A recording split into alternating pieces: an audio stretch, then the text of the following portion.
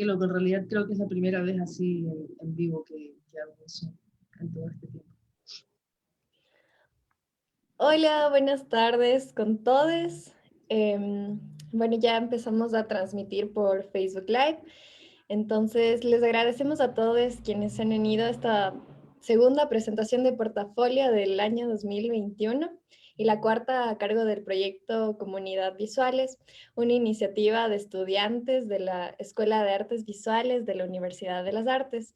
Mi nombre es Carla Sosa, soy estudiante de sexto semestre de la carrera de Artes Visuales y pertenezco al itinerario de curaduría.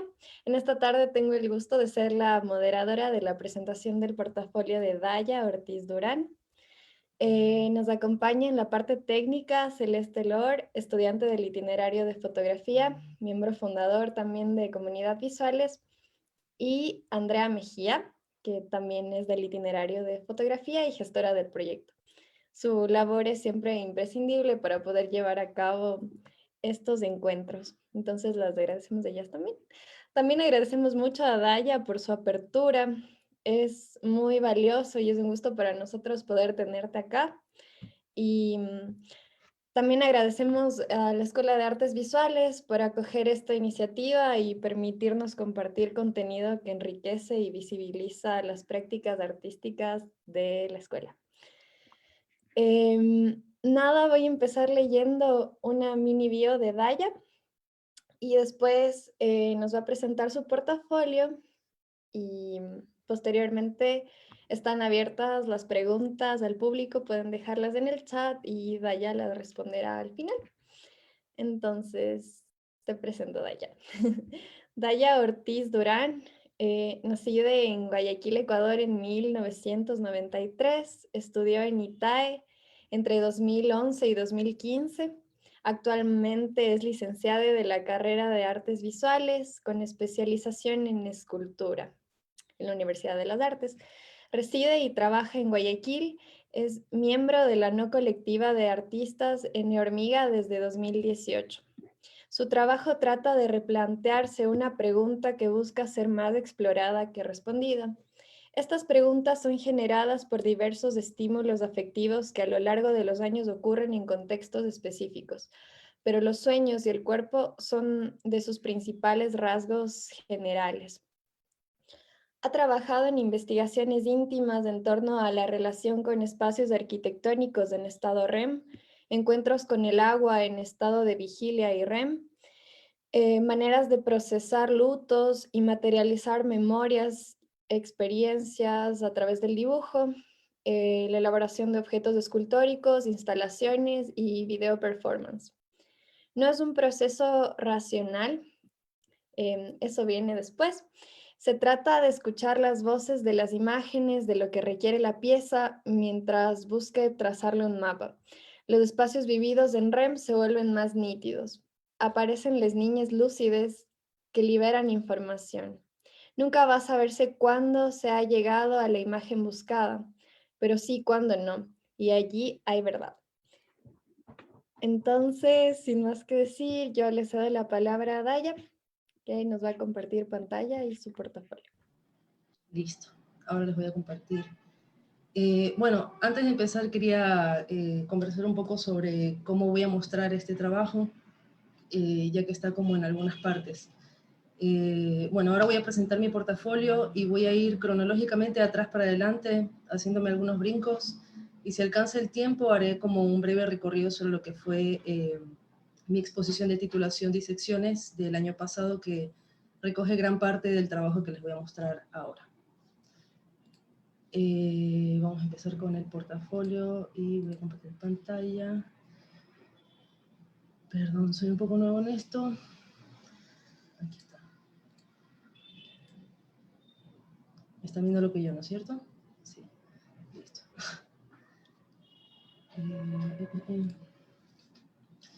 Bueno, esto un poco como para recoger la información que ya fue comentada en la presentación, pero se puede decir que yo, a pesar de que mi especialización es en escultura, mis investigaciones empezaron desde el dibujo. Déjenme ir un poco para atrás en el tiempo, perdónenme.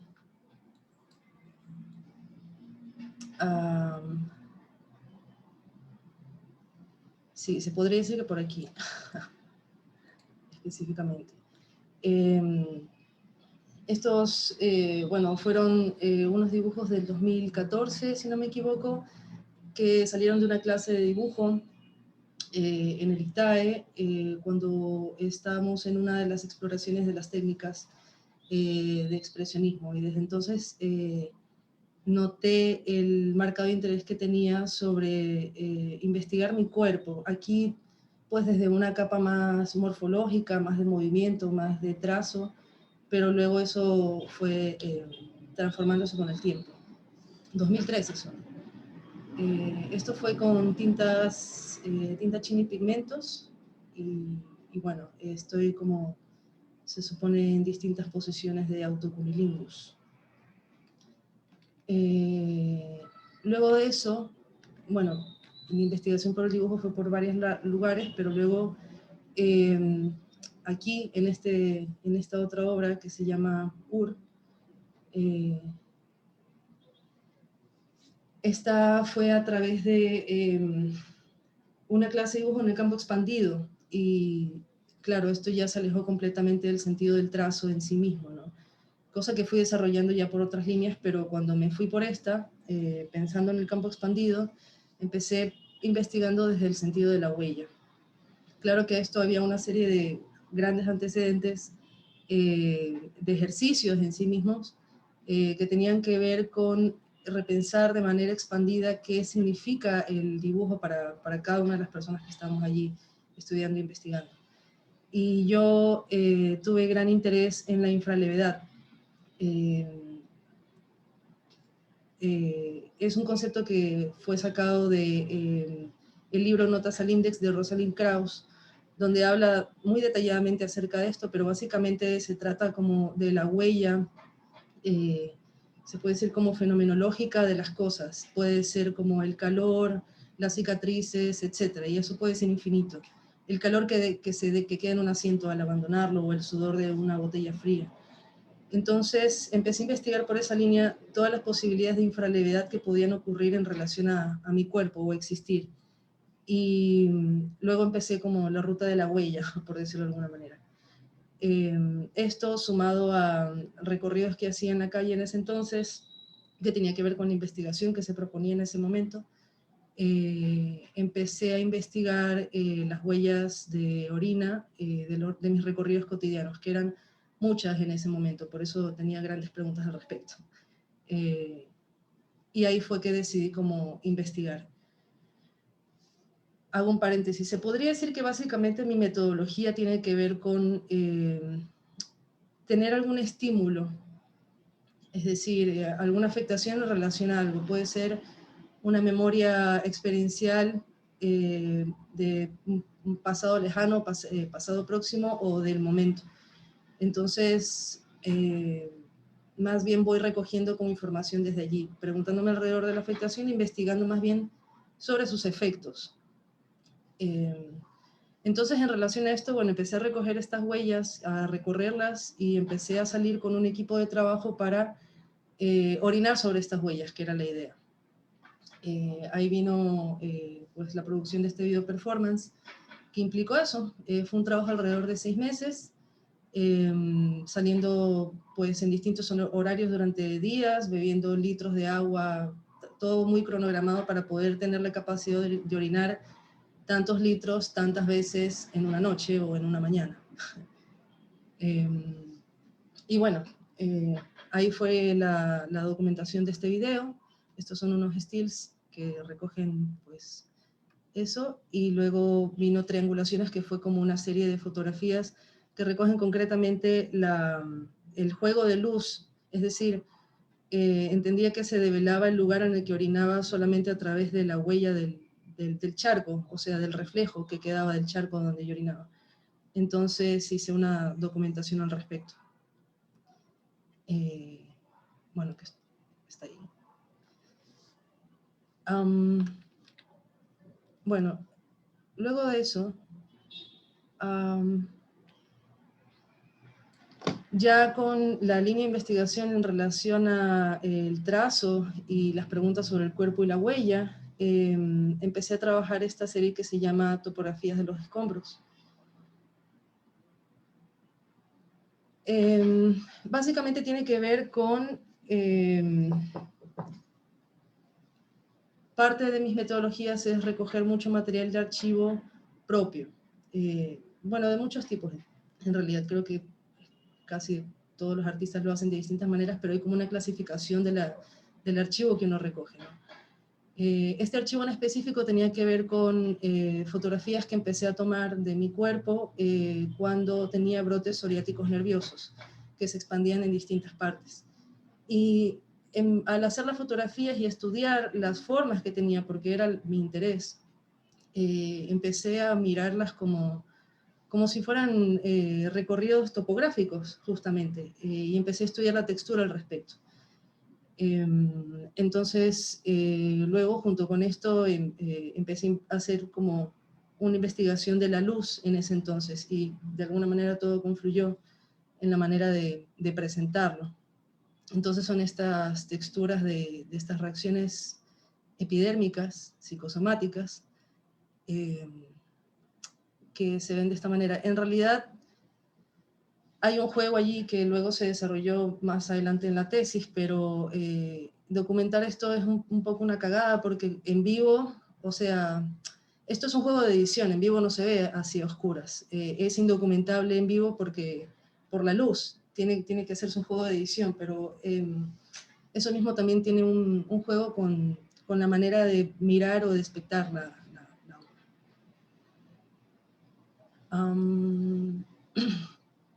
Bueno, luego de esto empecé otras exploraciones con el dibujo, ya más en relación al trazo otra vez, sobre sueños y pesadillas. Y ahí otra vez hablaré de la metodología. Como parte de este archivo, no solamente la documentación de mi cuerpo, también está una vasta documentación mía ya como persona, de la que me sirvo como artista, de sueños y pesadillas desde los 15 años, porque tenía interés en estudiarlo y lo tomé como material para trabajar.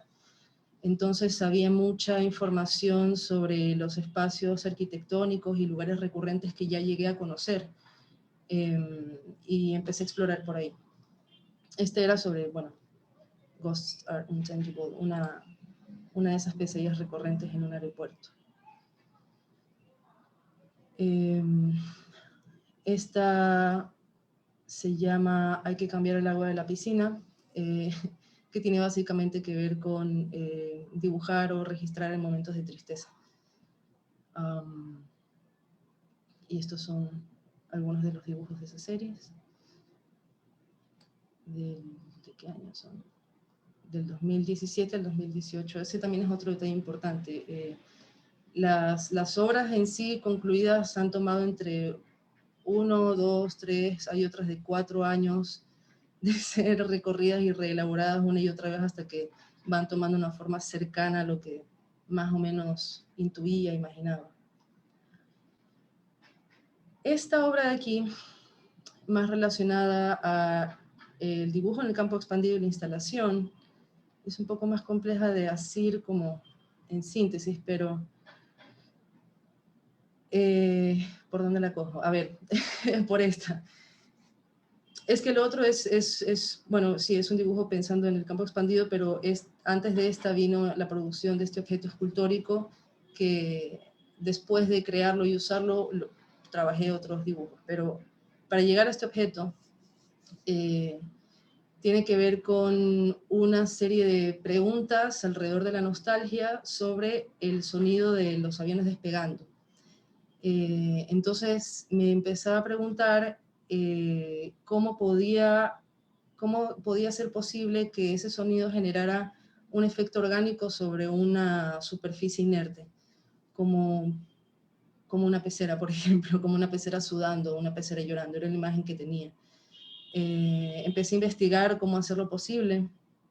Encontré mil y un cosas, pero entre ellas hay una tecnología que se llama termoacústica, que funciona exactamente así, es decir, a través de una vibración este aparato lo recepta y genera frío o calor, pero es un tipo de tecnología europea que existe por allá, inaccesible, impagable, entonces, ¿cómo elaborar poéticamente alrededor de esto que no podía? Entonces decidí como hacer esta estructura que atrapaba este sonido de los aviones despegando. Pero para hacer que este efecto orgánico de sudar o llorar fuera posible, debía haber un líquido que transpirara. Y ahí se juntaron distintos procesos personales, rituales, sobre todo, que tengo, que es lo que tomo para trabajar. Pero durante un tiempo, en aquel entonces, había recogido mi menstruación durante 8 meses, por la espera de alguien hasta que eso se concluyó. Y luego yo conservé esta sangre, y esta sangre después de un tiempo se descompuso. Y cuando se descompuso entendí que este era el líquido que necesitaba para transpirar, para hacerlo transpirar, pero no había información en internet del punto de ebullición de la menstruación.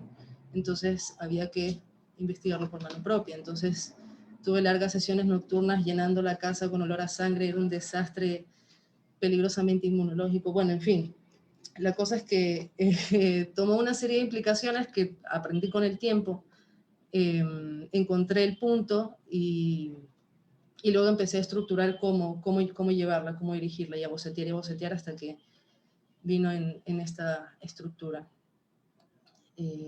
Hay videos, pero bueno, puedo mostrarlos quizá al final, como para apurarme un poco. Bueno, entonces esta se llama Garuda de Enero, y es una instalación donde está esta estructura funcionando y transpirando, y hay un video que lo acompaña, que dura 1 minuto 40. En este video en realidad no se ve necesariamente cómo funciona, sino detalles de la estructura y detalles de partes del cuerpo sudando y como latiendo. Quiero un poco como la intención de la atmósfera de esto. Más el sonido de los aviones despegando, que están en loop, porque también eso fue otro trabajo de ir allá con un micrófono, estar 1 hora a las 6 de la tarde que despegaban los aviones, no sé qué, por el aeropuerto, y grabé eso y luego lo procesamos y así. Bueno, la cosa es que, bueno, este es un estilo del video.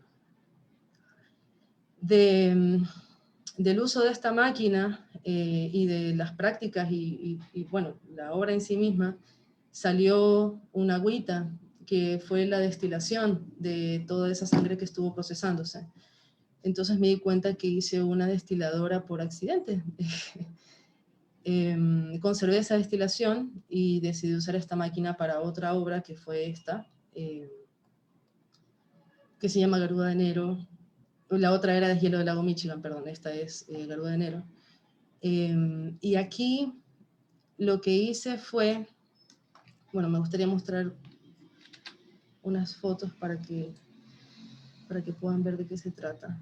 Lo que hice fue, procesé una pelota de mugre que guardé durante algunos años. Como les digo, todo esto tiene que ver con maneras de procesar situaciones, de ritualizar, etc. Entonces lo que hice fue, por un cambio de casa que fue muy significativo para mí, porque fue una transición de 10 años de espacio, etc., empecé a recoger durante 2 años mi mugre en distintas situaciones. Simplemente el objetivo era como recoger una masa.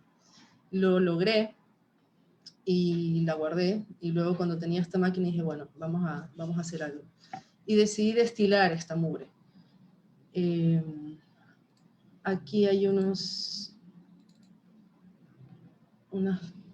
bueno, esto fue un poco el montaje que se hizo para hacer los videos de la máquina. Y esto fue del proceso para poder destilar esta pelota de mugre, que implicó, bueno, desintegrarla con agua hirviendo y luego separarlo con una fibra como para hacer un sedazo, se podría decir, y luego extraer este líquido para procesarlo en la máquina. Y luego quedó esa masa que es, pues, después de haberle extraído todo el líquido. Esto fue en las investigaciones a ver cuál era el punto de ebullición de la sangre y todo eso, ahí en el patio de la casa. Bueno. Entonces, con ese líquido que obtuve, decidí investigar sobre una textura que tenía en la cabeza. Y era en este entonces que hice este proceso de destilación de la mugre, fue por otra investigación de una de las pesadillas que tenía sobre texturas cloacales, o sea, el estado del agua de ciertos lugares en los que estaba tenían como esta textura burbujeante, y me intrigaba mucho poder llegar a esa textura usando la destilación de este líquido, pero que tenga un aspecto radicalmente diferente a lo que se supone que es. Entonces, lo que decidí fue usar este líquido para dibujar sobre el papel plano texturas de agua en movimiento, como agitadas. Y las puse sobre unas placas de vidrio con luz cenital, o sea, perdón, bueno, sí, por debajo, de manera que se viera la textura al nivel de visión. Como no hay un nivel de visión universal, pues son como entre 6 u 8 placas que están a distintos niveles para mirar. Entonces las experiencias son todas diferentes según cómo te acerques. Y esto va acompañado de otro video que está en relación a eso, pero bueno, ahí tienen sus instancias, ya los van a ver. Bueno, esto fue el 4 de enero, de Hillsborough, Michigan. Bueno, esto fueron otras investigaciones de dibujos con los sueños. Esto fue en una exposición en Violenta que fue con la colectiva de artistas con la que trabajo en NH Hormiga. Esta fue la primera exposición que tuvimos. Esta era sobre todo una investigación sobre los peces de algunas pesadillas que tenía y sueños, y algunos están acompañados con relatos, pequeños relatos como que esbozan algo de las situaciones de esos sueños como para generar una atmósfera. Bueno, se llama Visita a los peces pesadillas, ¿sabes?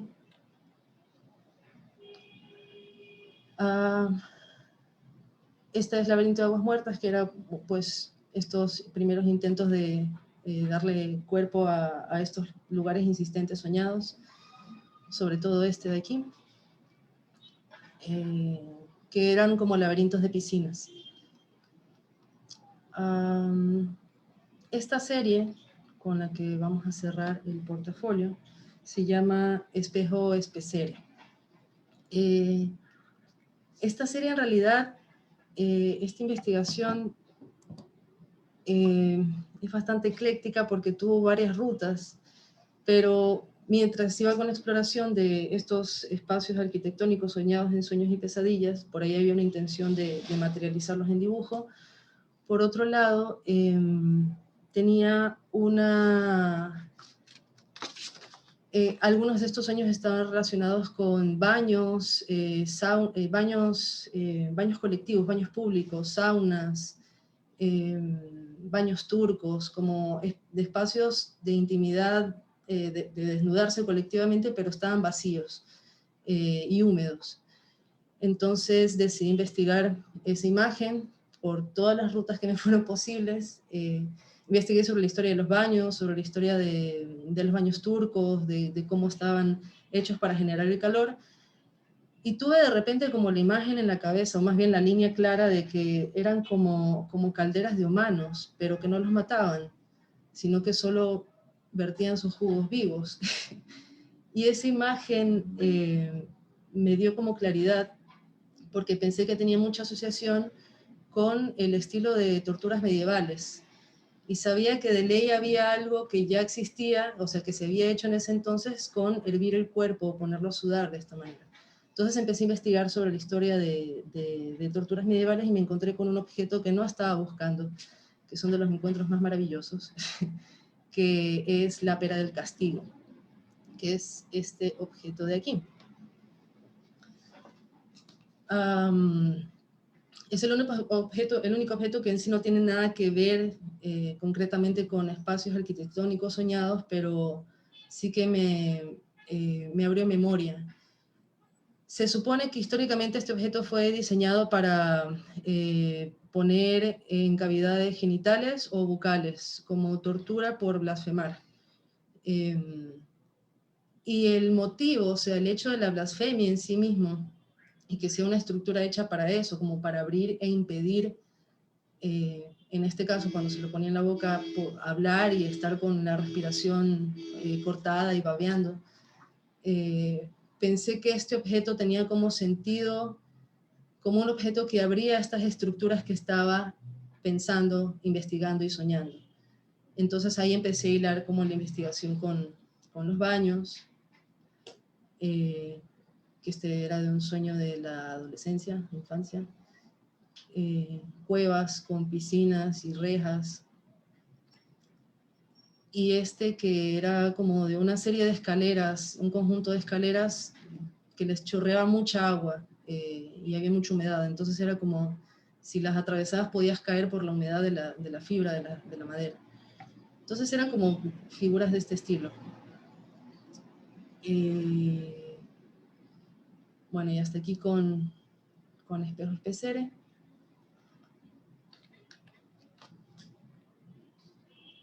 Ahora creo que podemos ir a la tesis. Esperen, déjenme.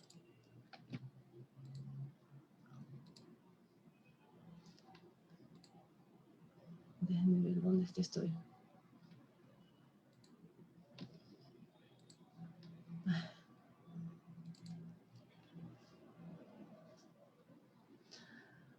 Ah, lo cerré y estaba ahí mismo. Bueno, aquí está.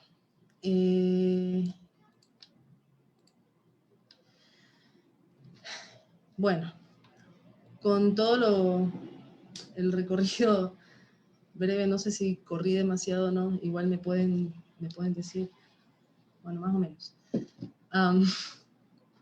Ahora voy a entrar al proyecto que fue Disecciones.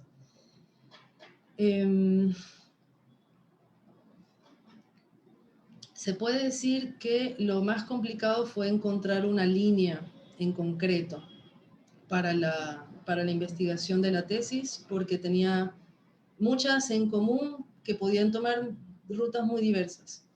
Igual creo que eso es siempre lo complejo como de escribir una tesis, ¿no? Como encarrilarla por una ruta aunque hayan muchas otras posibles. Pero, bueno, no sé si estoy bloqueando la mirada con... Perdón, estoy aquí. Pero bueno, fue a través pues, del proceso mismo de tutorías, etcétera, que logré centrar algunas cosas y entender básicamente, o sea, como lo espinal de todo esto, cuáles son mis metodologías para poder discernir lo prioritario, es decir, cuál es la información de interés prioritaria para las personas con las que quiero compartir esta información, estas experiencias. Y también entendí que a mí lo que me interesa en relación a las artes visuales en sí es, a mí como artista, lograr generar una experiencia en el otro y que este otro, otra u otra pueda acceder a esta experiencia de alguna manera. Entonces, siempre me interesa como dejar un espacio para que el otro pueda hilar o encontrarse en lo mismo que se le presenta, ¿no? Perdón. Bueno, voy a leer un poco lo que fue el texto curatorial que lo escribí desde un fragmento de la tesis mismo, ya teniendo las cosas más claras.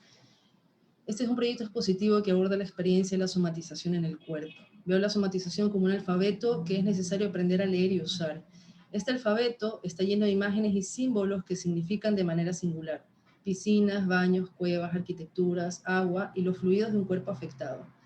Recorro capa por capa las sensaciones que me habitan respecto a esta sensación, respecto a estas imágenes, y las imágenes otras que aquellas recurrentes esconden. En los procesos de recuperación de información desde la memoria, registro dibujos y esquemas para no olvidar las sensaciones atrapadas en esas palabras. Es entonces que la producción de imágenes y espacios instalativos, objetos, experiencias sensoriales, bitácoras oníricas, nostálgicas, diarios de sueños y sensaciones se vuelven posibles. Me afecto, pienso, escribo y dibujo. Luego veo qué necesita esa pregunta para existir, que es básicamente como la línea final de qué es lo que hago, cómo trabajo, sobre todo en relación a esta línea que fue la de disecciones. Esto es como un mapa para entender o desentender o confundirse o mirar la exposición. pero recoge un poco esas palabras, ¿no? Es decir, siempre estoy como divagando entre la exploración del inconsciente y racionalizarlo o no, y elaborar poéticamente alrededor de eso, que finalmente también en el subtexto siempre está divagando entre espacios soñados y espacios de vigilia, que son los que estás despierto. Y a través de eso, lo que hago como llega a su materialidad posible para que pueda ser compartido, se puede decir que exploro, divido o me centro en la materia, el espacio y la imagen. Entonces lo que fue la exposición de disecciones fue un conjunto de, si no me equivoco, 4 instalaciones que tenían algunas obras dentro de esas instalaciones en sí mismas. Entonces era como un espacio a ser recorrido, explorado, sobre todo por cómo fue estructurado el espacio para eso. Es decir, a ver. No, perdón, estoy yendo para atrás. Sí, esto no es.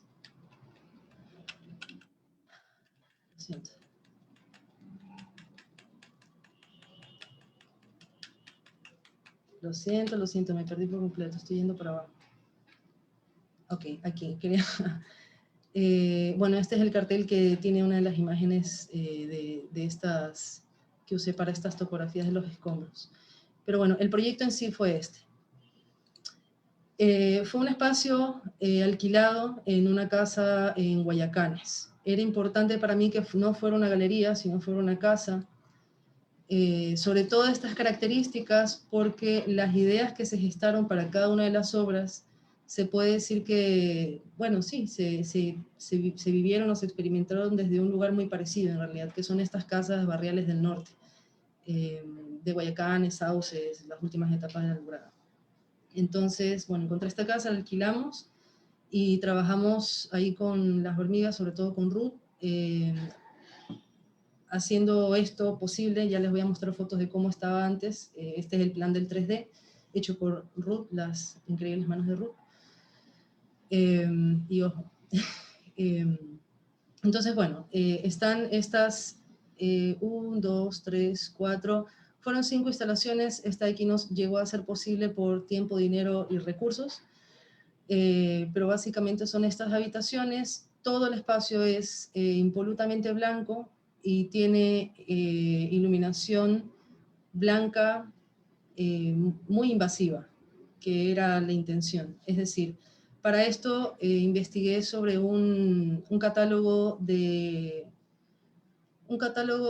iluminación hospitalaria, que tenía todos los detalles de las luces y los usos que tienen cada una de las luces en un hospital, y los efectos que eso genera y para qué sirven, etcétera, etcétera. Y bueno, lo recorrimos y lo estudiamos para generar una sensación similar al entrar. Es decir, usando estas luces generales, las luces de guía, esta de topografía de los escombros tiene como un poco este aspecto de pantallas de radiografía, entonces era un poco todo en función de esto. Acompañado de los sonidos de las instalaciones en sí mismo, que estaba este de los aviones despegando y el de Garuda de Enero, que se me olvidó decir que el video que lo acompaña tiene otro sonido que es una vibración muy molesta. Es una vibración muy molesta, que es un sonido binaural con el que trabajo, que me ayuda a concentrarme, y decidí usarlo justamente por el efecto que me genera a mí. Pero al sacarlo a la vida me di cuenta que a distintas personas les generaban distintos efectos, y eso fue muy interesante de recoger. Entonces, al entrar al espacio está este lugar con luz blanca invasiva, aviones y esta vibración. Toda esta primera parte de la casa es blanca, esta es la única habitación gris, y esta es al final, la habitación negra. Honestamente, eso fue algo que noté al final, después de haber entregado la tesis, porque hubieron muchas cosas que ocurrieron de manera inconsciente, y cuando lo vi fue como, estoy todo el tiempo haciendo gradaciones, sin notarlo. Y claro, cuando lo vi fue como, mira, a grises. Bueno, este era como el plan del proyecto, exceptuando, insisto, esta parte de aquí. Esta es como la primera habitación a la derecha, donde uno se encontraba con deshielo del lago Michigan, que está esta máquina. detalle importante, como la máquina ponerla en funcionamiento en sí misma es peligroso, siempre fue peligroso.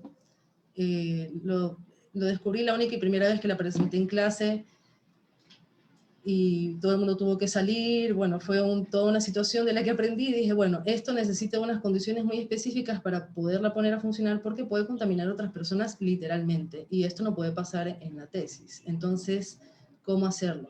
Decidimos encerrarla dentro de una habitación, dentro de otra habitación. Entonces se hizo como esta cabina que tiene un poco esta perspectiva de hospital, como de cuando te asomas por una sala, y está encerrada ahí adentro.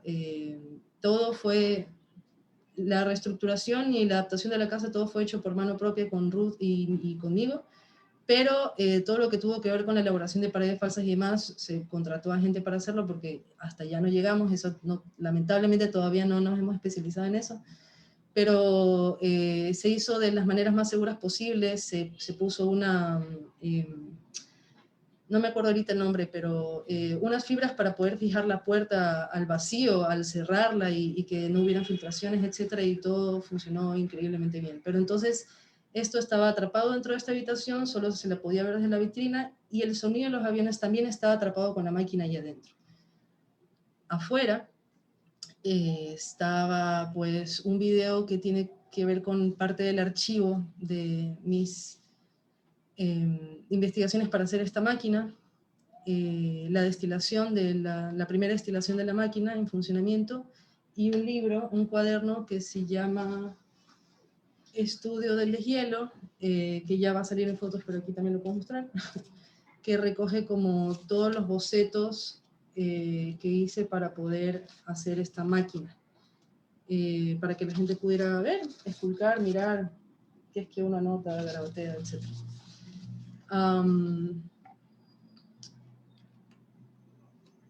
Esta era la sala principal.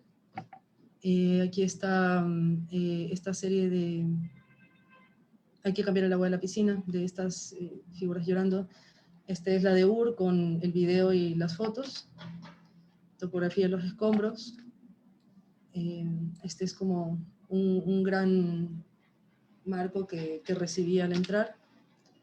Esta es la mirada para el lado derecho. Una ventana. Esa es la de espejo especere. Tuvo otro montaje, pero se acerca bastante y bueno, esto en realidad cerraba hasta aquí. Ya lo van a ver. Y bueno, esto ya ha llevado a cómo fue.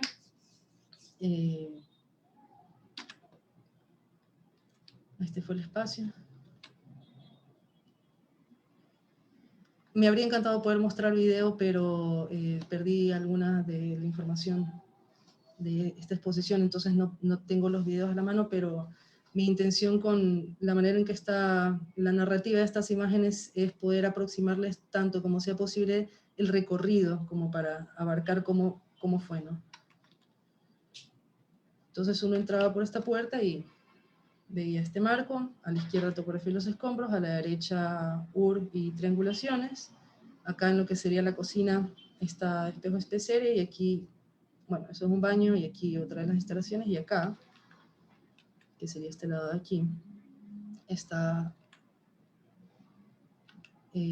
deshielo del lago Michigan. Entonces aquí está URB, triangulaciones. Este es un estilo del video de URB, de estas sesiones orinando en la calle. Las fotografías de triangulaciones.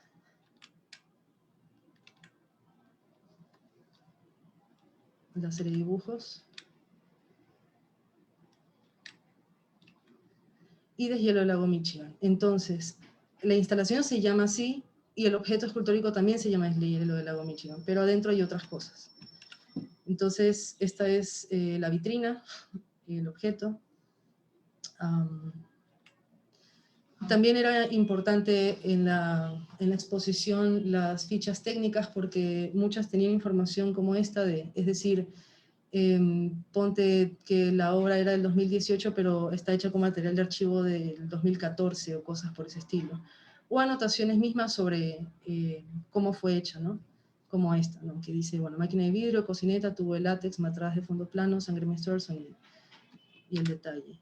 Recolecté mi sangre durante 8 meses de espera, dejé de esperar y esa sangre se debía evaporar. La última vez que le vi me mostró el lago Michigan. Entonces son como pequeñas pastillas de información para que tú elabores lo que tengas que elaborar con lo que está ahí.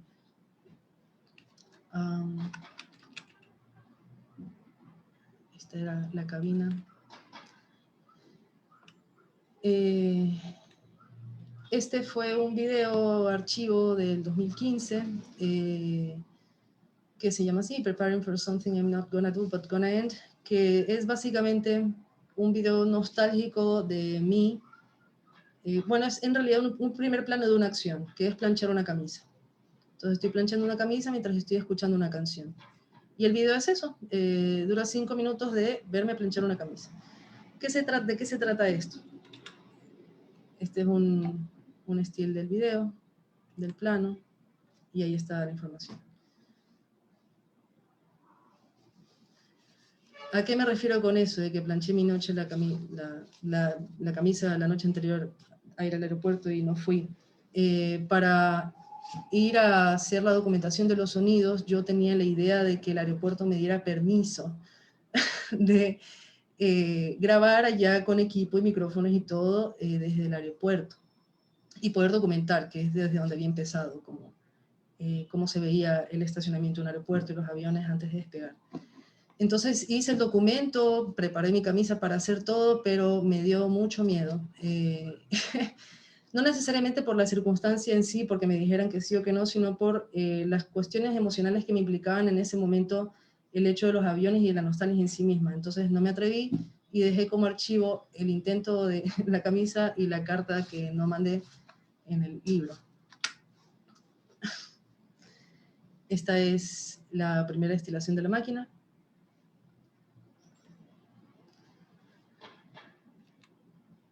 El estudio del deshielo, que es este cuaderno. Y bueno, ahí, eso fue entrando a esa habitación de deshielo del lago Michigan, ¿no? Salimos, ahí está topografía de los escombros, así se ve fotografiada para que se vea. Bueno, que esto ya lo vieron. Esto fue Espejos Pecere, que es de esta que les comenté, de los espacios arquitectónicos y la pera de castigo. Se hizo como este pequeño marquito en el mesón de la cocina y se las adaptó allí.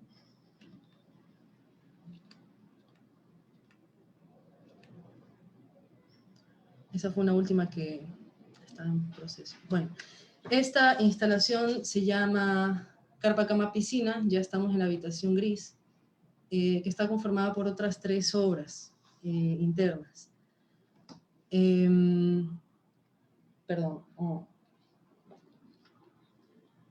Carpa Cama Piscina tiene que ver básicamente con una recolección de archivo y bitácoras de reflexiones sobre el agua, de experiencias con sábanas, recogiendo experiencias en las sábanas, que devino en la formulación de este objeto escultórico que es... Todo venía de una idea en realidad, que luego decidí recoger todo esto para darle forma. Y la idea básica era,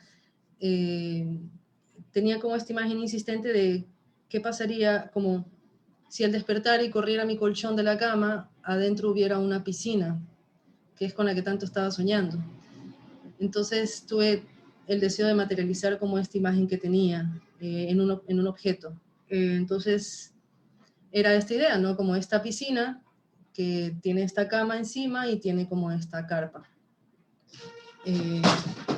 Se cayó, bueno, que está aquí. Pero, bueno, no lo pueden ver ahorita, pero bueno. Entonces, para hacerlo posible, recogí como estas reflexiones sobre camas, sobre baños, sobre piscinas, y empecé a elaborar y a hacer bocetos para llegar al objeto. Entonces, en el montaje lo que vemos es una serie de fotos, una serie de recortes en esta pantalla de luz, y el objeto carpa, cama, piscina. Esta serie de fotos, y también una serie de notas que eran las reflexiones sobre el agua que recogí durante unos meses, un año y medio fue en realidad. Se llamó Bitácora de Sensaciones, del 2017, que recogen algunas de estas notas previas a la formulación del objeto. Cosas como sueños que había tenido o pensamientos que tenía sobre el agua, sobre espacios vividos en el agua.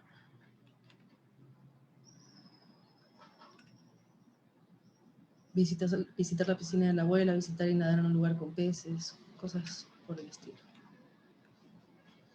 Luego está la serie de fotos que se llama Bitácora de Camas. Es una serie de 13 fotos acompañado de un texto que es archivo personal que data del 2013. Acompaña otra ficha que habla sobre una pérdida. Entonces dice, durante un intercambio de correos me escribe sobre sus días de regreso al campo, a la casa de sus padres en medio de una montaña en el frío en la nada. Un árbol cae sobre la casa destruyendo parte de ella. Se pregunta por la muerte y comparte conmigo sus historias mortuorias. Pasan los meses, perdemos contacto. Escribo cartas que no le voy a enviar. Entonces lo que vemos a continuación es un texto que escribí, es decir, esa carta que no le envié, que es como mi archivo de camas. O mis historias de camas. No sé si hay tiempo para leerlas o las paso. Bueno. Ya, hay tiempo. Creo que voy corriendo como una locomotora porque creo que se me va a acabar. Entonces, bueno, yo le escribo a esta persona. You're on a beater, I will tell you my bed stories. Una cama que, para mi tamaño, se sentía como una piscina olímpica. Sábana azul espeso, mañana helada. Yo hacía ángeles de pliegues en la cama. La satisfacción es indescriptible, solo suena mamá habitando la casa. Sábana blanca, las manos de mi padre. Una atraviesa la aguja, la otra estampa mi cara en el colchón. Mamá sujeta mi cabeza. Un cerco de sangre, como círculo de sal, bordea la plataforma de operaciones HTM Made in Home. 6 puntos. Nunca volví a ver esa sábana. La imagino flameante en la terraza del arrendatario. Compro sábanas rojas, porque aunque quiera grises, me recordarían tu presencia. Cepillo a diario las sábanas rojas antes de dormir y al despertar en las mañanas. Sexo en piscinas de colchón, huellas rojas y la corona de espinas. Pusiste la corona acercando mis genitales y me penetraste. Rituales de unión y abandono, te sangré cada noche de duelo. No recuerdo las sábanas de mis amantes, pero recuerdo a mis amantes entre mis sábanas. Juegos de lucha libre, nuestros, acuerdos de la infancia y violencia legítima. Siempre se te enredaban los cabellos. Yo caí al piso con fuerza. I shaped the genitals of my master in white sheets. Duermo leyendo un libro. De Sartre, desnuda, de oreja en sábanas blancas. Llegas del trabajo y me tomas de las costillas, por la espalda, tu rostro en mi cabello. Pude haber muerto satisfecha esa tarde. Mis sábanas rojas están llenas de fuego. Dormitamos sobre almohadas con los dedos suspendidos, rozando el aire que toca las fibras de la sábana. Hay mapas de quemaduras. Mis sábanas rojas están quemándose. Entonces, acompañando este texto, está esta serie de 13 imágenes, que se pueden ver mejor aquí. No se corresponden necesariamente todas a cada una de las líneas del texto, pero como con todo lo que hago, la intención es dar una atmósfera. Estas fotos son de mis archivos personales que he hecho de las sábanas de mis padres, o de mis padres durmiendo, o de mis parejas durmiendo, o de encuentros, etc. Y esta que es una sábana quemada. No sé si lo pueden ver, pero esa es otra cosa que también me di cuenta después de la tesis y la exposición y todo lo demás, y es que, bueno, aquí quizá con la distancia sea un poco más, hay como un rayo de luz como que va de un lado al otro, y que en realidad no es de la luz, sino es provocado por las fotos mismas, y que tampoco noté que son de esas cosas que uno se le escapan y luego dice, hay una intención allí que uno no racionalizaba, y es genial encontrar esas cosas. Y esta obra que se llama Two Sides Parasite, es decir, dos lugares parasitarios, era un poco como un juego de palabras, y son estos recortes que hacía de una enciclopedia de inglés-español, preguntándome acerca del agua. No solo preguntándome acerca del agua, sino de las maneras en las que se usa el agua para graficar o explicar situaciones, circunstancias y palabras. Entonces, ¿cómo se sirve el agua como imagen arquetípica para elaborar estas imágenes? Sumado a esto, la búsqueda o la intención que tenía en la cabeza, ¿no? Como estas preguntas, sí, estas preguntas sobre los sueños, las pesadillas y el agua. Entonces, empecé a reunir estos recortes en el tiempo, ordenarlos una y otra vez, una y otra vez, una y otra vez, hasta que de alguna manera esa narrativa, sin narrativa, me hacía sentido. Cuando lo puse en este juego de luz, en esta pantalla de luz, es un juego de significados y significantes en realidad, porque tiene doble lado. Y cuando la luz está apagada se ve de una manera, y cuando la luz está encendida se encuentran las palabras de delante y de atrás, o las imágenes de delante y de atrás, y hay como una serie de narrativas.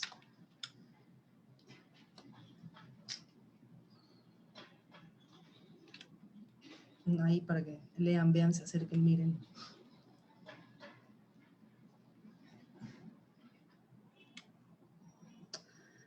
Y vamos finalmente al objeto. La imagen no le hace mucha justicia a la foto, pero que se llama Carpa Karma Piscina. Para esto, en realidad, fue un trabajo como de 3 o 4 años, porque ha tenido muchas versiones. Primero fue un prototipo solamente de vidrio para entender la estructura que tenía en la cabeza, luego pasó a los azulejos, luego tuvo otros formatos hasta que llegó a esto, pero sigue transformándose hasta que llegue a donde quiero. ¿Por qué esta no llegó a donde quise, pero igual la dejé? Me pareció importante como un precedente de la investigación. Y por otro lado, la intención en sí misma era que un pez pudiera estar dentro, pudiera habitar dentro de esta piscina, que es pues agregando este elemento tan soñado. Pero la intención es que estuviera vivo, ¿no? Es decir, que efectivamente vivir ahí fuera posible, no una cosa ficcional, que pudiera ser su casa. Entonces el diseño fue pensado en relación a eso, pero tuve algunos errores con uso de materiales y diseño en sí mismo, y el pez no pudo resistir. Uno de los materiales que usé no era para sumergir en el agua, y eso empezó a desprender. Entonces pude sacar el pez a tiempo, y bueno, me acompañó afuera de la estructura durante la exposición, pero se trata de eso, ¿no? Que esta estructura pueda funcionar vivamente. Pero bueno, ahí está. Y para cerrar, la última fue Garuda de Enero, con el video y este montaje, que fue en la última habitación, completamente oscura, con este sonido, este video y estos vidrios con los dibujos.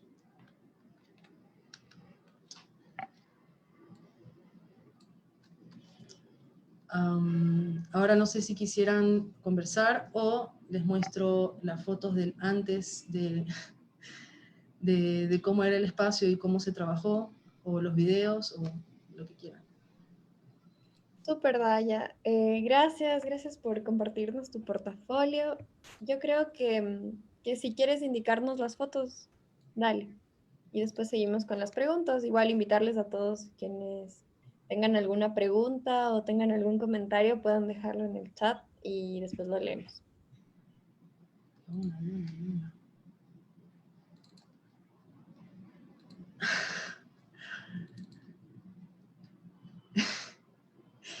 Esto es cuando llegamos, bueno, ya trabajando ahí, pero era un espacio anaranjado, amarillo, con muchísima textura en gesso, en todo lo que fue el marco, los pilares, etcétera, mucha humedad y paredes descascarándose. Es decir, el espacio está en las peores condiciones posibles, por lo tanto fue ese trabajo de 2, 3 meses. Esto fue, sobre todo Ruth, fue la que hizo el trabajo de diseño, de reestructuración del lugar según todo lo que yo había pensado, y mano de obra fue por parte de las dos. Entonces, ahí está la maestrita Ruth puliendo las paredes. O sea, cuando hablo del diseño, sobre todo hablo también de estas partes que hubo que cubrir, y bueno, con distintos materiales, etcétera. Diseñar, aislar, también para que no se escapara el sonido, para que no se escaparan los olores. Y así fue trabajo de mucho, mucho, mucho tiempo.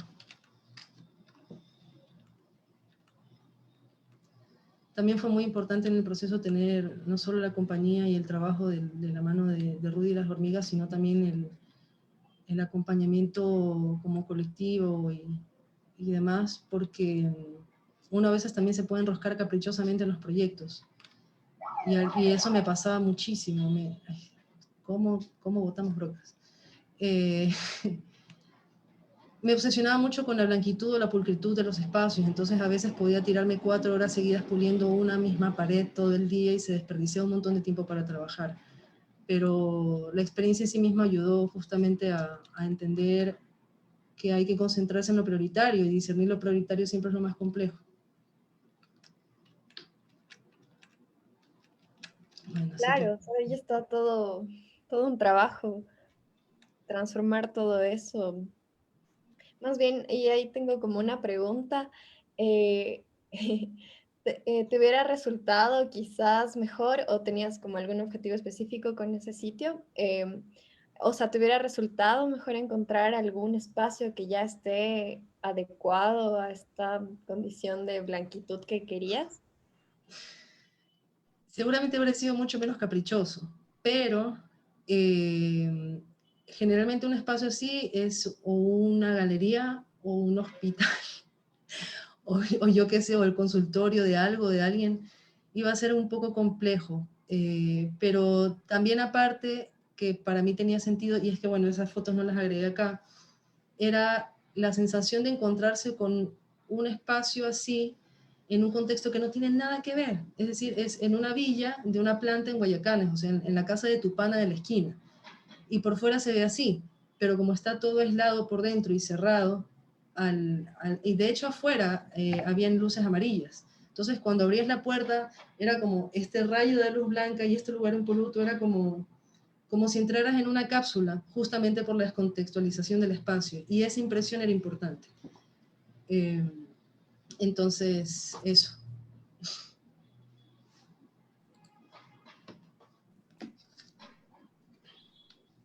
Claro, súper. Entonces, no sé si ya conversamos.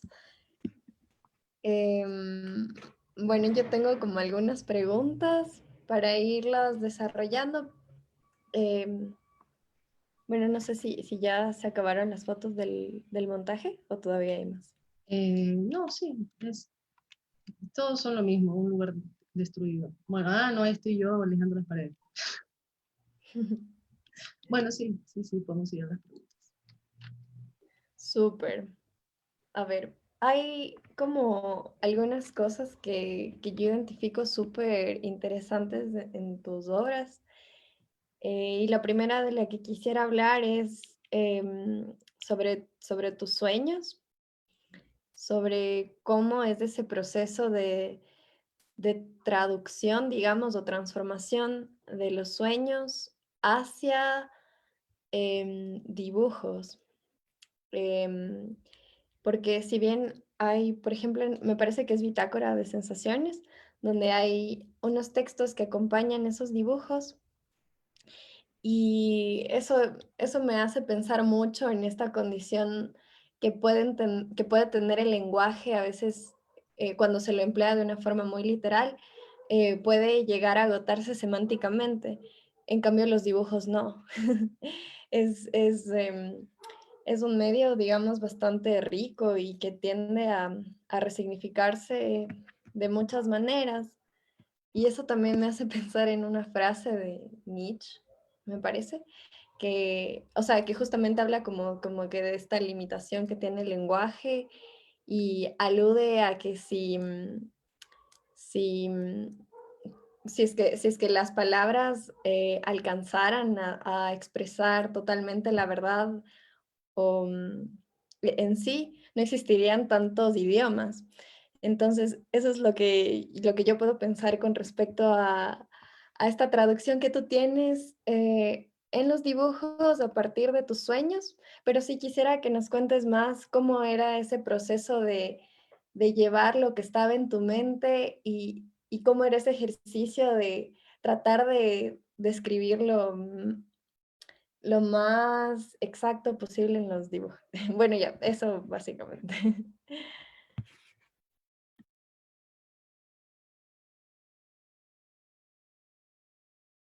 Está silenciada, Daya. Ya, eso, no encontraba el botón, lo siento mucho. Voy a volver a compartir pantalla para responder tu pregunta. Bueno, sí, 1000 rutas, pero con el tiempo fui centrándome en una. Pero básicamente podría decir que tener los diarios de sueños fue súper útil porque tenía archivo escrito de... Era un hábito que tenía en la adolescencia, cuando los tenía, me levantaba y los escribía, o de repente cuando recordaba detalles los escribía. Entonces hay algunos. Y cuando empecé a volver a tener estos sueños recurrentes e investigarlos para dibujar, recordé que tenía este archivo y dije, bueno, vamos a meternos con lo que implica meterse ahí a buscar esta información. Y empecé a recordar muchas cosas a partir de eso. Pero también, algo que no comenté aquí, parte de ese proceso por otras clases, de otras materias, pero que seguía yo insistiendo con esa investigación, fue ir a recorrer exactamente los lugares que yo con el tiempo ubiqué que sí existían en la vigilia. Es decir, hice como una especie de tipología de espacios. Los que sabía que existían y los que eran una combinación de espacios que existían y otros que yo no registro en vigilia. Y me metí a buscar en vida los que recordaba que existían. Esto implicó meterme a recoger mis pasos de la infancia, literalmente, o sea, volví a mi casa de los 2 años, a la de los 5 años, el camino que hacía para ir a la escuela a los 8 años. Volví a recorrer todo eso fotografiándolo y fotografiando ¿cómo decir? Los callejones, las casas, las rejas, las estructuras. Empecé a recordar más cosas de otros sueños, identificar otros lugares que no tenía lúcidos. Entonces fue como un proceso en el tiempo de ir como destapando cajas de la memoria, por decirlo de alguna manera, o atrapando mariposas. Y ya con las fotos y con pues todo esto que no son estructuras, que son animales, etcétera, pues, y con la información de los textos, empecé a dibujar, entendiendo que nunca, nunca, nunca va a ser exactamente igual al sueño. O al menos eso me ocurre a mí. Quizá hayan personas que muy lúcidamente sí lo hayan logrado. Eso para mí es como, ya no sé si el objetivo, inicialmente fue el objetivo por esta obsesión por tener la información verídica, ¿no? Pero es memoria y la memoria siempre va a estar tocada por muchísimas cosas. Entonces, abandoné la frustración de la imagen exacta para más bien llegar a la imagen sentida. Es decir, si bien no era exactamente la imagen que tenía en mis recuerdos, sí que quería poder materializar la sensación que me daba esa imagen, con algunos elementos que esa imagen me podía dar. Entonces los peces, o las tintas chorreadas, o estas cosas, ¿no? Y asimismo, para la redacción de esos textos, como habían muchos escritos, no todo eso es de interés del espectador. Justamente con la intención de ver qué es lo preciso, cuál es la información necesaria para poder estimular esa imaginación sin decir, este sueño es esto, significa esto, porque eso va más allá de eso, es decir, no se trata de qué significan o no, sino de qué producen esas imágenes. Entonces, asimismo, fue un ejercicio de ir descartando palabras hasta quedarme como con el condumio de la sensación. Y así fue como llegué a estas cositas. Súper, Daya.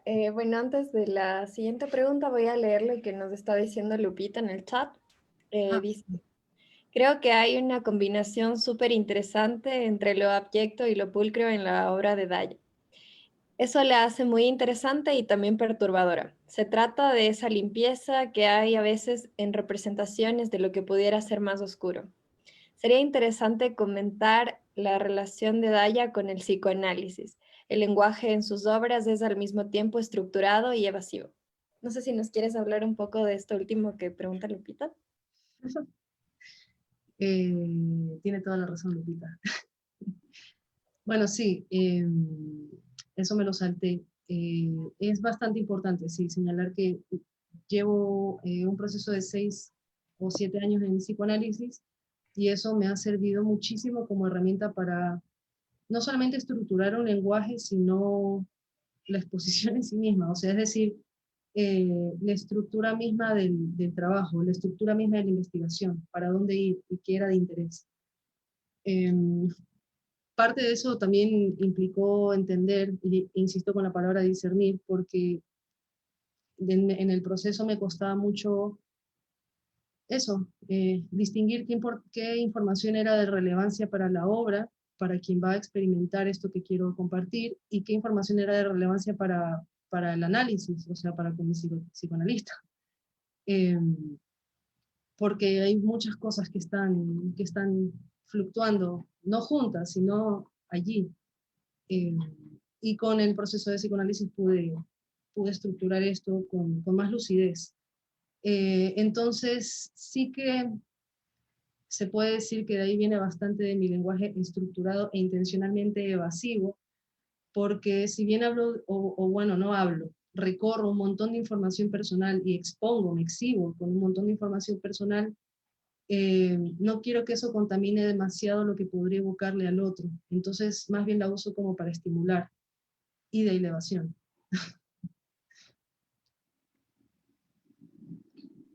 Súper, Daya. Bueno, ahorita yo quisiera también conversar un poco sobre la manera en que abordas este tema de los afectos.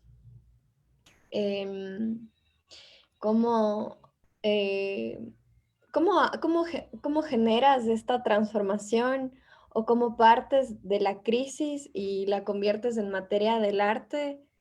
Y eso básicamente me llamó la atención que me parece que era tu statement de la titulación, utilizas este pronombre, La palabra trauma, no, utilizas perdón, se me fue, el me afecto.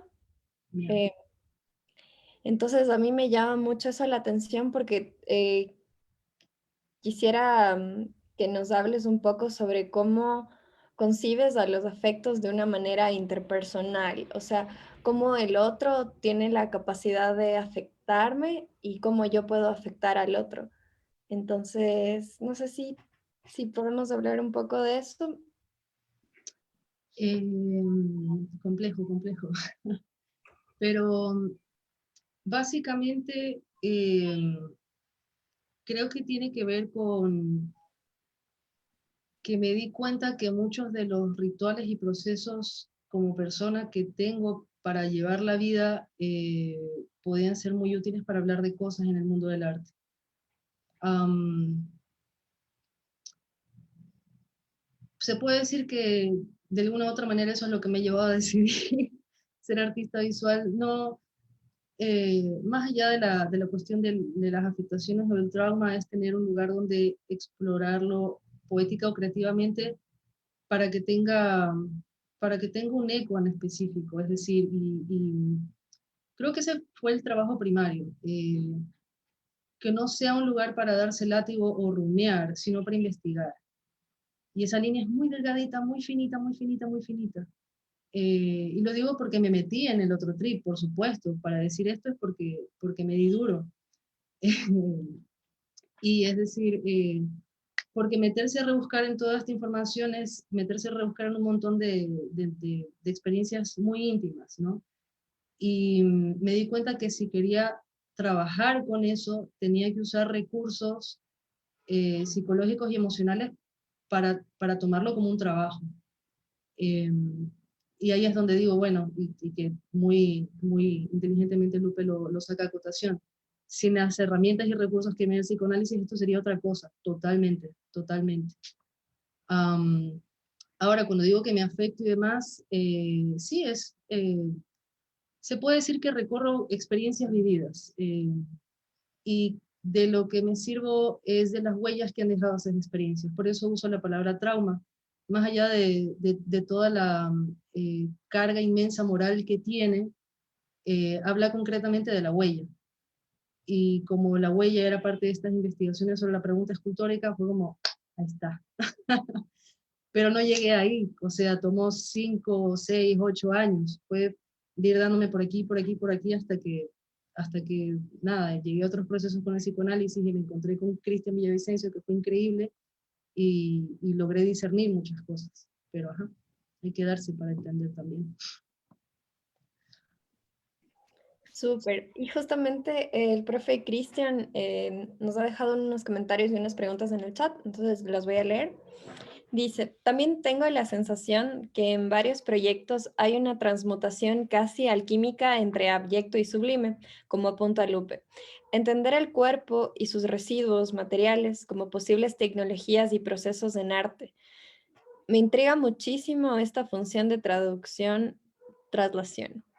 ¿Cómo opera ese tránsito en tu criterio? Daya.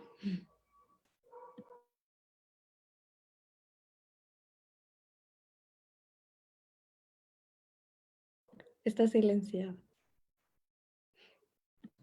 Lamento tanto. Qué torpeza, creí que lo había activado. Ya. Entender el cuerpo y sus residuos materiales como posibles tecnologías y procesos en arte. Traducción, traslación. Sí. Bueno, que va muy acorde a la pregunta que me haces tú también sobre cómo llevarlo acá. Ah, qué complejo, no me había... Es que como son procesuales, están en el tiempo, creo que es un poco complicado tener una línea concreta de alguno en específico, pero tratando de pensarlo en la atmósfera de las obras o de esto que hago, se puede decir que por un lado hay una intención, como dije, de generar una experiencia, pero también de que el otro pueda acceder a esto. Entonces, sabiendo que estoy hablando, o no hablando, tocando cosas escatológicas, duras, nostálgicas, etcétera, etcétera, encontrar una manera de presentarlo para que, a pesar del golpe que puede recibir el otro al encontrarse, o lo que sea con lo que se vaya a encontrar, sea duro, pueda querer experimentarlo o pueda querer recorrerlo. Entonces, para mí ha sido un poco un juego entre ambas cosas, ¿no? Y también de una cuestión preciosista que tengo con el uso de estos elementos y la insistencia del vidrio, que es otro material importante, es de los materiales importantes con los que he insistido en algunas de estas obras. También tiene que ver con experiencias del pasado que dejaron huella. Entonces, el uso del vidrio se me volvió como una investigación también de sus características. Asimismo de la luz, asimismo como de los elementos que encuentro para materializar las investigaciones, todas estas afectivas o de los sueños, etc. Es como que con el tiempo va encontrando, y por eso lo mencionaba por ahí también, el medio en el que necesitan existir. ¿Por qué tiene que ser, yo qué sé, toda esa estructura de vidrio y no otra cosa, no una animación? ¿Por qué los dibujos son dibujos y no esculturas? Entonces, ahí es de donde hablo un poco no me acuerdo, en el otro statement, el del portafolio, que es un poco como dejarse orientar por lo que te está pidiendo la obra, más allá de los caprichos. Y eso también es una cosa que yo digo, pero que también es difícil como de, de distinguir, ¿no? Y ahí viene, cuando digo escuchar la obra y darle lo que te pide, es de qué manera esto va a poder dialogar con el agua, o dialogar con las arquitecturas, o dialogar con no sé qué. Entonces por ahí juego un poco como la elección de los medios y demás. Y también de usar estos archivos personales. Sí, entonces se puede decir que más que una traducción es como que juego con las herramientas que tengo en la mesa. Porque en sí misma como persona tengo como esta tendencia obsesiva de archivar cosas o de documentar cosas por un asunto de la memoria y de la nostalgia. Entonces es como si de alguna manera siempre tuviera la mesa llena de elementos para tomar y investigar. Súper, Daya. Buenísimo. Eh, bueno, a propósito de eso, quería preguntarte un poco de tu práctica escultórica. Eh, porque justamente mencionaste que estabas en el itinerario de escultura, entonces quería saber si es que le aproximaste de alguna manera a todas las temáticas que tratas en tu obra en general. O... Sí, sí, claro. Fue muy importante en realidad pasar por escultura, aunque no muestre nada que tenga que ver con eso de manera concreta o directa. De hecho, no es algo que practico o que hago en sí mismo, pero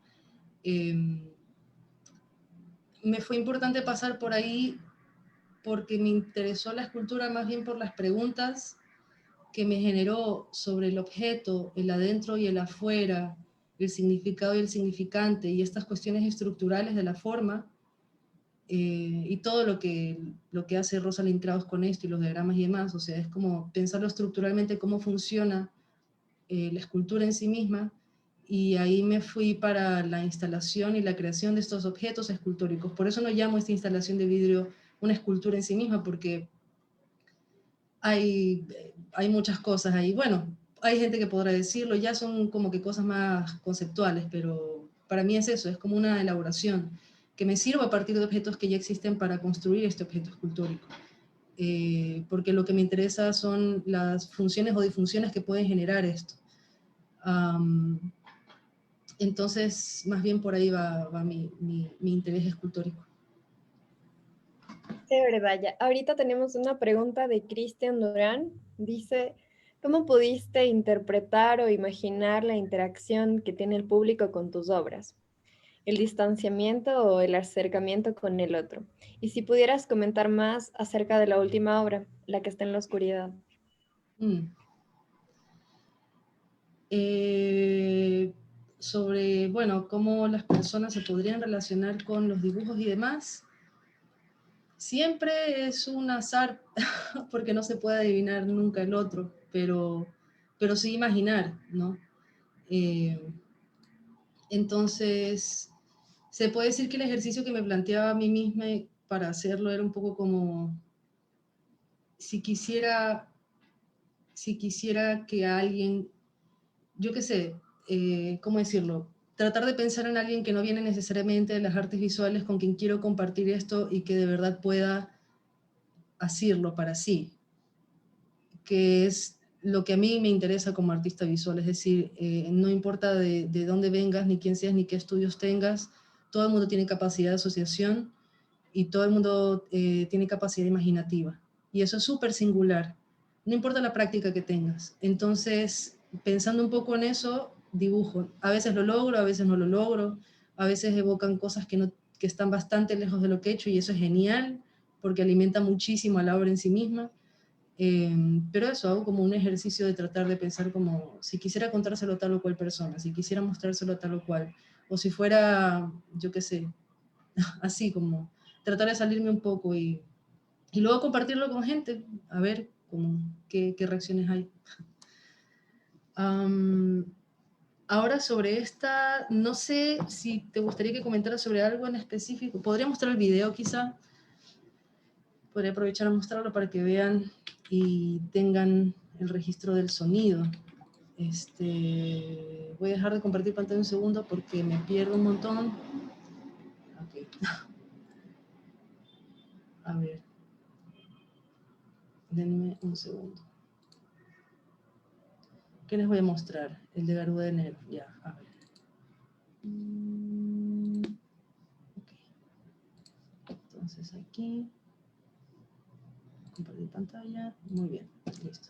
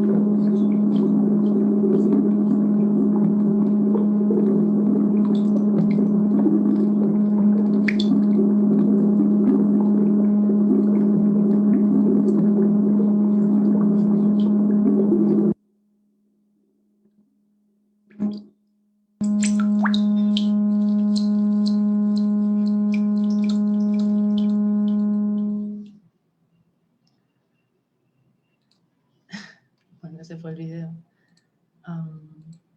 Espera, los perdí a todos, no sé dónde estoy. Bueno, no sé si te gustaría preguntar algo más específico sobre esta obra o qué más quisieran que comente al respecto en concreto.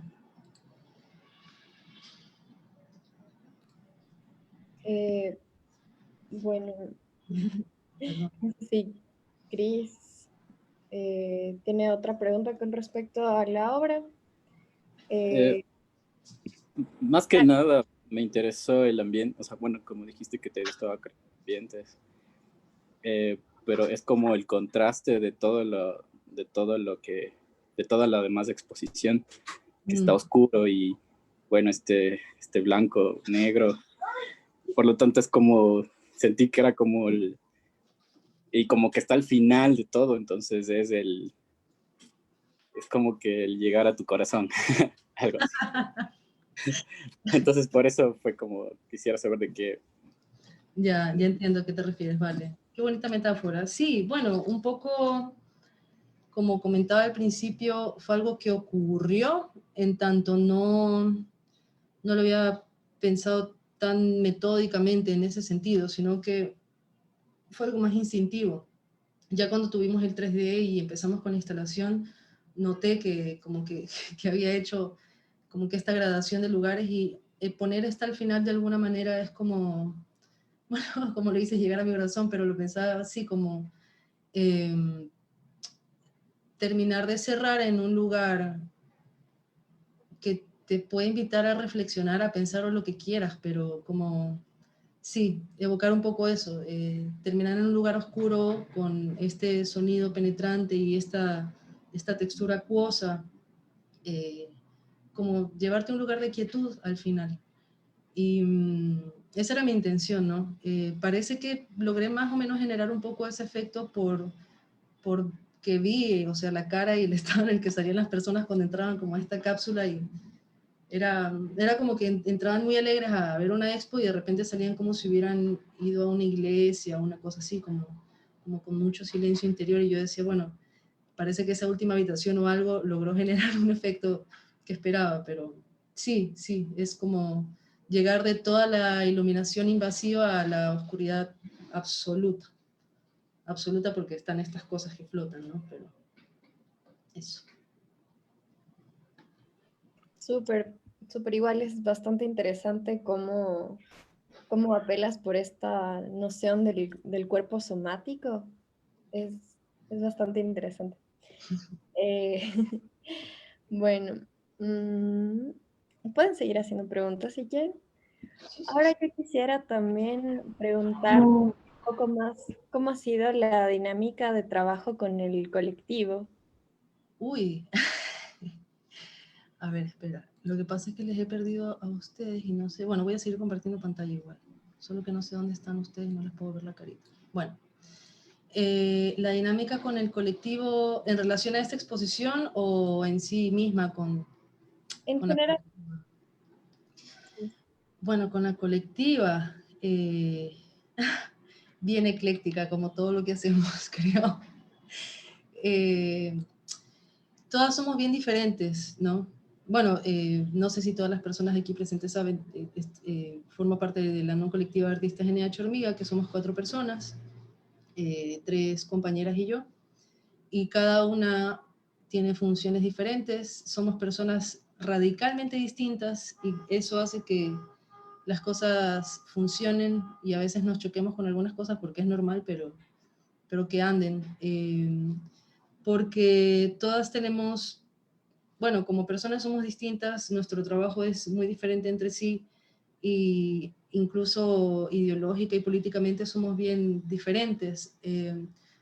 Entonces se podría decir que uno de los principios más importantes de la colectiva es pues ese respeto absoluto a la individualidad.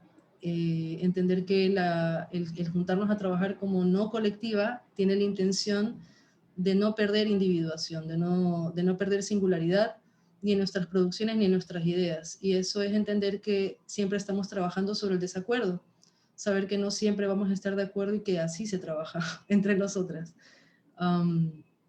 Y pues entendiendo también que el espacio y el trabajo de todas es igual de importante, darle visibilidad al trabajo de cada una es igual de importante, y trabajamos un poco como en relación a esos principios, como tratando de respetarlos a toda costa.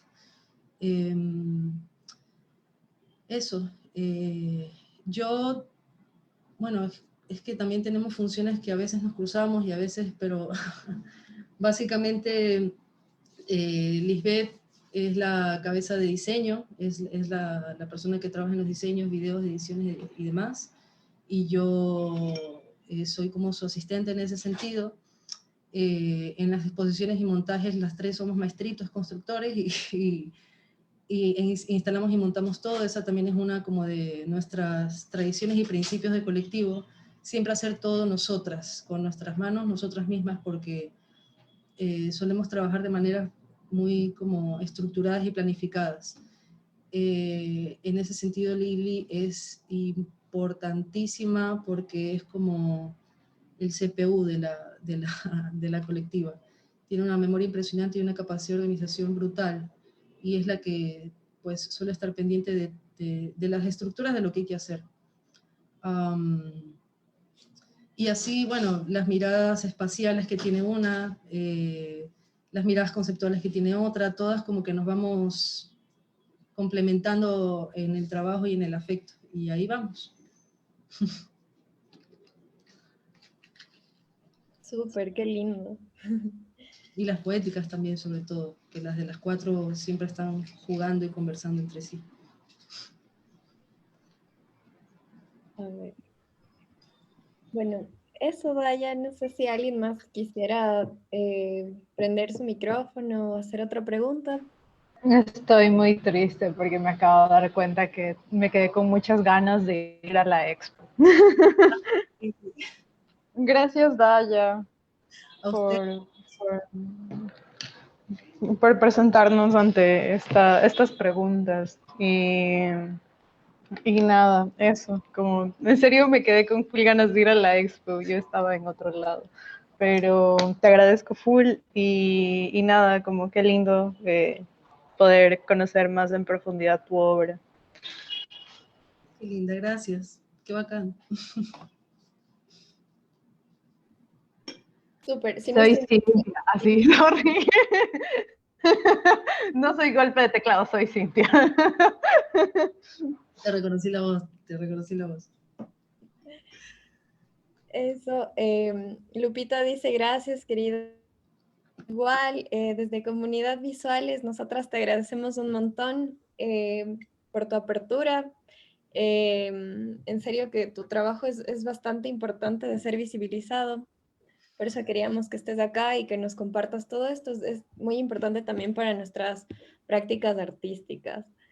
Entonces, en nombre de todas, yo te agradezco un montón. También agradezco mucho a mis compañeras del proyecto, Celeste y Andrea, y a los profes que nos han acompañado.